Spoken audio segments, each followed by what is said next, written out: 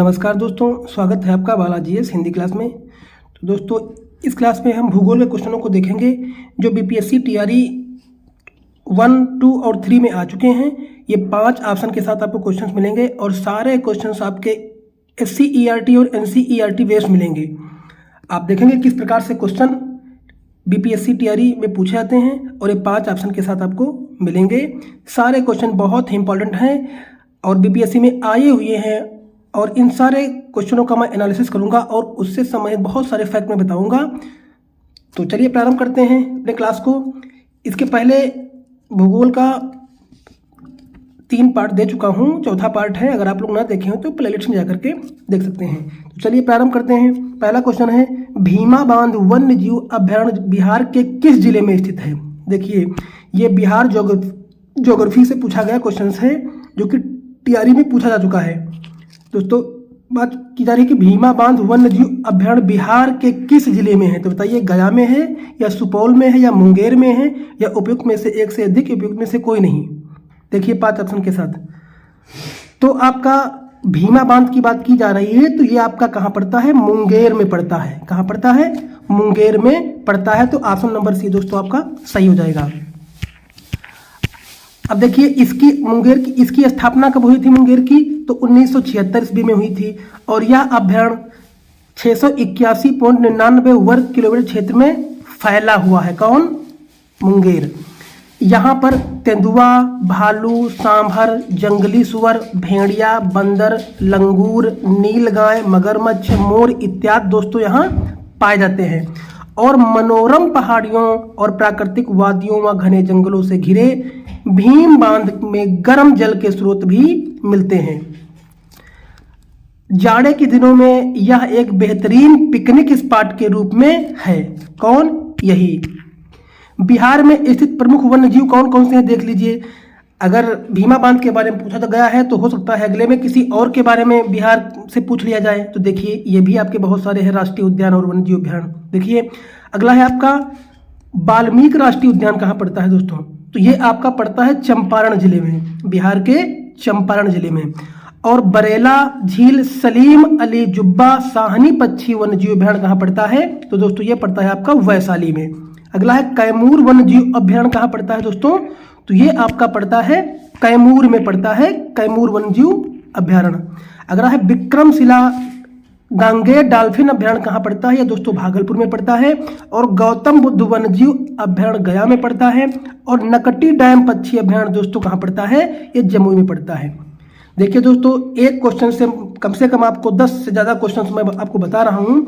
अगर इन्हीं क्वेश्चनों को हाथ से लिखित में आपको बताता तो कम से कम ये पूरी क्लास आपको 1 घंटे से ज़्यादा होती। तो इसलिए मैं 1 घंटे की क्लास को 15 मिनट में आपको दे रहा हूँ। इसलिए सारे क्वेश्चन बहुत इंपॉर्टेंट है। अगर आप लोग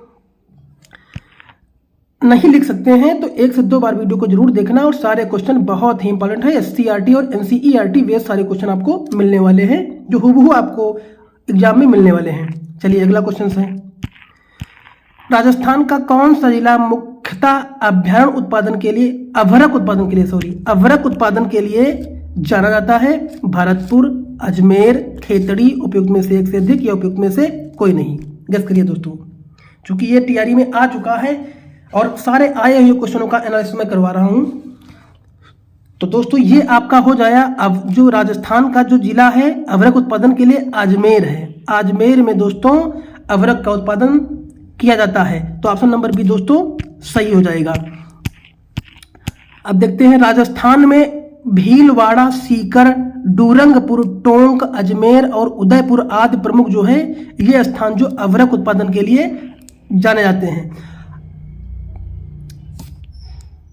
आज दोस्तों पिछले एग्जाम में अगर अजमेर के बारे में पूछ लिया गया है तो हो सकता है जो ये ऑप्शन ना देकर के कोई दूसरा ऑप्शन इसमें से क्वेश्चन में आ जाए। इसलिए सारे इन ऑप्शनों को आपको जानना जरूरी है कि सीकर में भी पाया जाता है और डोरंगपुर में भी और टोंक में और उदयपुर में भी अभ्रक पाया जाता है। अगला है, अभ्रक एक ऐसा खनिज है जो प्लेटो अथवा पत्तन क्रम में पाया जाता है। इसका चादरों में विपाटन आसानी से हो जाता है। अभ्रक पारदर्शी काले, हरे, लाल, पीले अथवा भूरे रंग का हो सकता है और अभ्रक के निक्षेप छोटा नागपुर पठार के उत्तरी पठारी किनारों पर दोस्तों पाए जाते हैं। और बिहार झारखंड के कोडरमा, गया, हजारीबाग और पेटी अग्रणी माई का उत्पादन करता है। अगला है आंध्र प्रदेश की नल्लौर अभरक पेटी भी देश की महत्वपूर्ण उत्पादन पेटी है। और राजस्थान की खेतड़ी खदानें भी तांबे के लिए प्रसिद्ध है। दोस्तों बहुत सारे फैक्ट मैंने आपको बता दिया उसके इर्द गिर्द में। अगर आप लोग इन सारे ऑप्शनों को देख लेते हैं, सारी लाइनों को कवर कर लेते हैं, तो निश्चय ही आपको एग्जाम में क्वेश्चन मिलने वाले हैं। चलिए अगला है, निम्नलिखित में से कौन सा बंदरगाह स्थल रुद्ध है? तो कौन सा स्थल रुद्ध कौन सा दोस्तों है? तूतीकोरिन, पारादीप, विशाखापट्टनम या उपयुक्त में से एक से अधिक या उपयुक्त में से कोई नहीं। तो दोस्तों यहाँ बात की जा रही बंदरगाह स्थल रुद्ध की। तो स्थल रुद्ध आपका बंदरगाह कौन सा है? विशाखापट्टनम। विशाखापट्टनम जो है ये स्थल रुद्ध बंदरगाह है, जो कि ऑप्शन नंबर सी दोस्तों सही हो जाएगा। चलिए इसे संबंधित फैक्ट देख लेते हैं। देश का सर्वश्रेष्ठ प्राकृतिक बंदरगाह कौन बताया गया है? विशाखापट्टनम। और यह भारत का सबसे गहरा बंदरगाह है। यह डॉल्फिन नोज चट्टान के पीछे है। अगला है कोच बंदरगाह को अरब सागर की रानी भी कहा जाता है। कौन? कोच बंदरगाह को, कोची बंदरगाह को। अगला है उड़ीसा में स्थित पारादीप पत्तन विशेषता लौह अयस्क का निर्यात करता है। चलिए अगला देखते हैं। पश्चिम तट का मध्य भाग दोस्तों किस नाम से जाना जाता है? कोकण तट या कन्नड़ तट मैदान या मालाबार तट? उपयुक्त में से एक से अधिक या उपयुक्त में से कोई नहीं।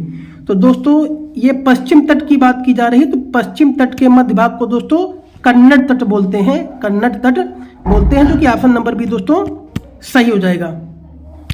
चलिए अगला देखते हैं। प्रायद्वीपीय पठार के किनारों संकीर्ण तटीय पट्टियों का विस्तार है। यह पश्चिमी में अरब सागर से लेकर पूर्व में बंगाल की खाड़ी तट विस्तृत है।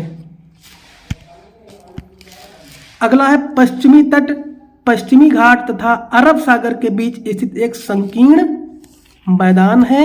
और इस मैदान के 3 भाग हैं। तट के उत्तरी भाग को कोकण, मुंबई तथा गोवा और मध्य भाग को कन्नड़ मैदान या दक्षिणी भाग को मालाबार तट कहा दोस्तों जाता है। अगला है बंगाल की खाड़ी के साथ पूर्वी घाट अपेक्षाकृत विस्तृत मैदान चौड़ा एवं समतल है। और उत्तरी भाग में इसे उत्तरी सरकार कहा जाता है, जबकि दक्षिणी भाग कोरोमंडल तट के पास दोस्तों कोरोमंडल तट के नाम से दोस्तों जाना जाता है। चलिए अगला देखते हैं। निम्नलिखित में से किन पहाड़ियों में कॉफी की अरेबिका किस्म को आरंभिक तौर पर शुरू किया गया था? नीलगिरी की पहाड़ियां, अन्नामलाई की पहाड़ियां, बाबा बुदान की पहाड़ियां और उपयुक्त में से एक से अधिक, उपयुक्त में से कोई नहीं। तो दोस्तों ये हो जाएगा आपका बाबा बुदान की पहाड़ियां, जो कि ऑप्शन नंबर सी दोस्तों सही हो जाएगा। देखिए भारतीय कॉफी अपनी गुणवत्ता के लिए विश्वविख्यात है दोस्तों। हमारे देश में अरेबिका किस्म की चाय पैदा की जाती है, जो आरंभ में यमन से लाई गई थी।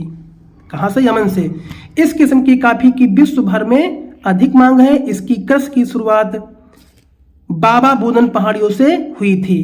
किसकी? अरेबिका की। आज भी इसकी खेती नीलगिरी की पहाड़ियों के आसपास कर्नाटक, केरल, तमिलनाडु में की जाती है। और कहवा की किस्में अरेबिका, रोबस्टा, लिबेरिका आदि हैं। और मोचा कहवा यमन में उगाई जाती है। और भारत में सर्वोत्तम चाय दार्जिलिंग में पैदा की जाती है। और विश्व प्रसिद्ध उलोंग किस्म की चाय ताइवान में पैदा की जाती है। कहाँ? उलोंग में। उलोंग किस्म की चाय ताइवान में पैदा की जाती है। और भारत में चाय की खेती 1835 ईस्वी में असम की ब्रह्मपुत्र घाटी में प्रारंभ हुई थी। चलिए अगला देखते हैं। तो ये दोस्तों सारे क्वेश्चंस आपके रहे। अगर दोस्तों वीडियो अच्छा लगा हो तो लाइक करिए, कमेंट करिए, चैनल को सब्सक्राइब कर लीजिए। इसके अलावा जो पार्ट मैं दे चुका हूँ, अगर आप लोग ना देखे हो तो प्लेलिस्ट में जाकर के देख सकते हैं। धन्यवाद।